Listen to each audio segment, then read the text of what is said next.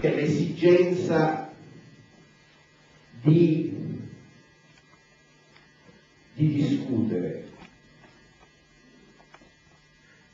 di promuovere, a volte di destabilizzare,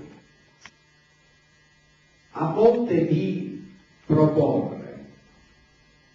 Una platea così piena di gente significa che in una società fondata sul nulla, che c'è l'esigenza di parlare, di discutere.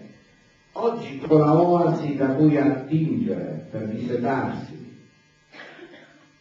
E la presentazione di un libro è come un veliero che trascina la fantasia.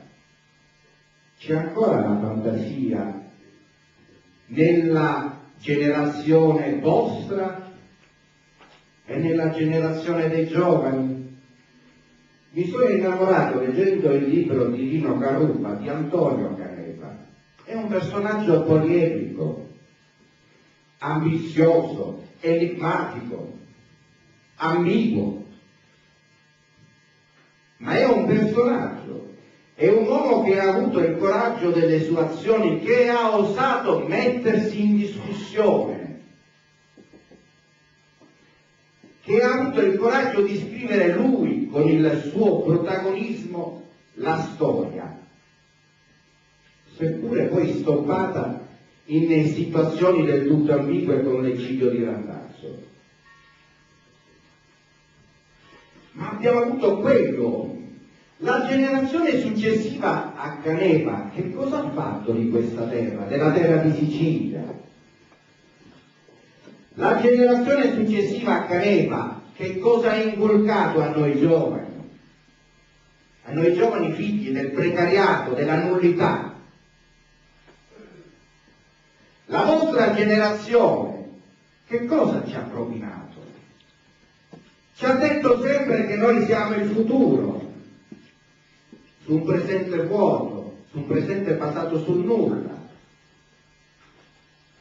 Questa generazione che sarà il futuro non potrà mai avere idee rivoluzionarie, perché queste idee sono state uccise dalla vostra generazione, che ci ha lasciato il nulla, che ci ha lasciato un presente vuoto, che ha voluto la pianificazione delle menti.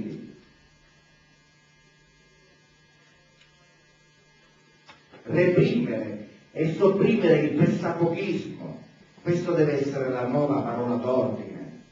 A me piace tantissimo Canepa perché era un guerrigliero con le armi. Oggi dobbiamo avere altre armi, dobbiamo essere guerriglieri della cultura, perché il mercato c'è un mercato fondato sul nulla, e allora bisogna seminare, bisogna proporre idee, valori, progetti. A noi giovani, la vostra generazione, che cosa ci ha inculcato? Quali valori?